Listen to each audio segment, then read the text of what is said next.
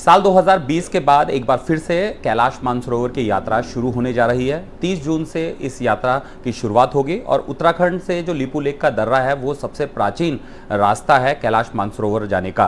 कैलाश मानसरोवर जाने के लिए अगर आम लोगों को जानना होगा कि वो कैसे इस रास्ते से जाएं, तो सबसे पहले उत्तराखंड के पिथौरागढ़ ज़िले पहुंचना होगा और पिथौरागढ़ से धारचूला जहां से मेन यात्रा शुरू होती है। और मैं गूगल मैप के ज़रिए दिखाना चाहूँगा कि कैसे ये जो रास्ता है कितना कठिन है, क्योंकि इस जगह पे पहले पैदल जाना पड़ता था, लेकिन धीरे धीरे जैसे सड़कों का विकास हुआ उसके बाद यहाँ से जाने में आसानी हो सकी। धारचूला ये सामने ये भारत का हिस्सा है और ये जो दारचूला है ये नेपाल का है। चूँकि ये जो नदी दिख रही है ये महाकाली नदी है और यही पूरा नेपाल और भारत का बॉर्डर तय करती है और इसी के साथ साथ होते हुए कैलाश मानसरोवर जाना होता है। और ये रास्ते में दिख भी रहा होगा, यहाँ पे एक अक्षर लिखा हुआ है कैलाश मानसरोवर। तो ये पूरा रूट जो है कैलाश मानसरोवर यात्रा का है। धारचूला से अगर हम आगे की तरफ बढ़े तो इसके बाद जुम्मा एक जगह आती है और ये पूरा ये जो कैलाश मानसरोवर की यात्रा है पूरी महाकाली नदी के साथ ही पूरी टेरेंट होते हुए जाएगी। रास्ते में कई कई प्लेसेस आते हैं, लेकिन जो महत्वपूर्ण जगहें हैं उसमें जुम्मा है, तवा घाट है, तवा घाट के बाद पांगला आता है।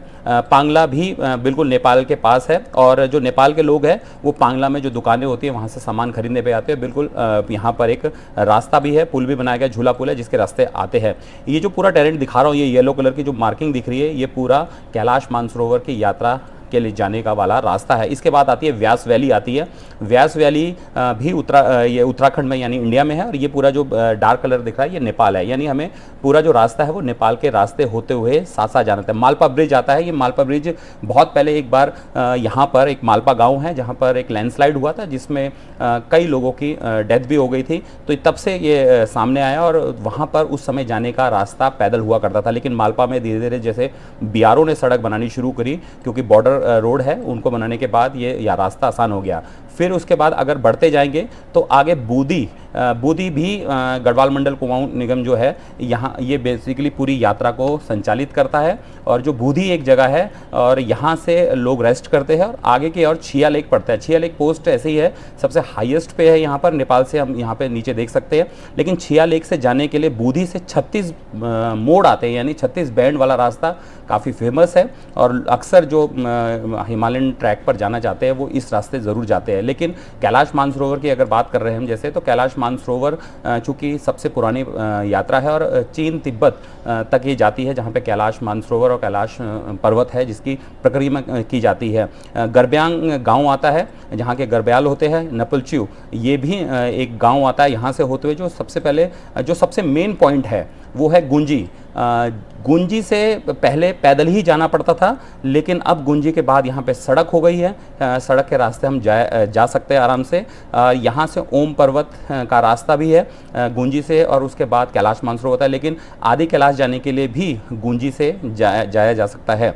इसके अलावा जब हम यहाँ से रास्ता गुंजी से आगे की तरफ बढ़ते हैं तो आगे काला पानी एक जगह आती है जो कि काफ़ी विवादित भी रही थी, जिसमें नेपाल अपना दावा करता रहा, लेकिन हालांकि ये भारत की सीमा है और भारत की ही ज़मीन है। काला पानी में अगर हम देखा जाए तो काला पानी के सामने महाकाली मंदिर है जहाँ से महाकाली नदी का उद्गम होता है। अगर हम यहाँ से पार करते हुए जाएंगे तो आगे का जो इलाका है, इस पूरे इलाके में गुंजी तक ही आबादी है। इसके अलावा यहाँ पर सिक्योरिटी फोर्स रहती है और यहाँ पर वो साल भर यहाँ पर बॉर्डर की सुरक्षा करती है। फिर ये जो रास्ता दिख रहा है, ये पूरा जो रास्ता है, ये टेरेंट है, ये 19,000 फीट पर मौजूद है और ये पूरी तरह से रोड बन चुकी है। और यहाँ से गाड़ियों के ज़रिए आसानी से हम नाभी ढांग होते हुए लिपू लेक दर्रा से पहले मैं बताना चाहूँगा ओम पर्वत व्यू पॉइंट आता है। ये जो व्यू पॉइंट है यहाँ से आप ओम पर्वत देख सकते हैं, जो नेचुरल तरीके से यहाँ पर जब पहाड़ पर बर्फ़ पड़ती है तो ओम की आकृति बनती है।